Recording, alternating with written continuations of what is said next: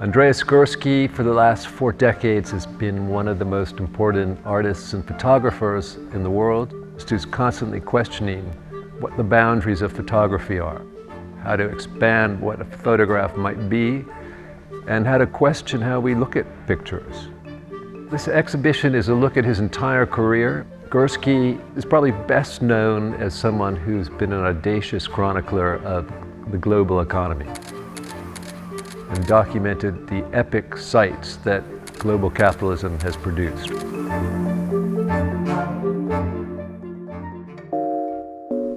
Well, he began by photographing things close to home. He lives in Düsseldorf in Germany, and he really developed this interest in how people behave as groups and how we behave as a collective and what the collective structures are that shape our behavior. And he started making pictures like Salerno that shows you this Italian port city, and it's like a picture of an entire social ecosystem. Andreas has said that he is interested in photography as a way of trying to understand how the world fits together. And he's giving you an entire world in one picture so you can understand how that system works. Photography has this real-world reference, but it can mix that with a fictional reference. And I think in Andreas's pictures, he's taking advantage of the fact that photography can give you both things at the same time. Perhaps Andreas's most famous image, which is called Rhein II, not far from Düsseldorf, where he's digitally manicured the image. So he's removed a couple of buildings that are actually on the other side of the river. I think this is really an image about our desire for controlling nature rather than an image of a real river. You know, Andreas has said something which I really like, which is that pictures are more intelligent than we are. There's more going on in an image than we can actually ever grasp.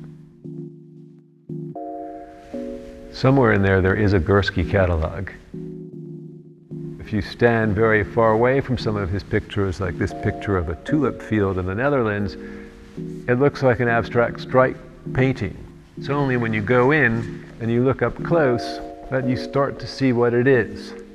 And you see one tiny human figure right there in these rows of tulips, which look quite artificially colored.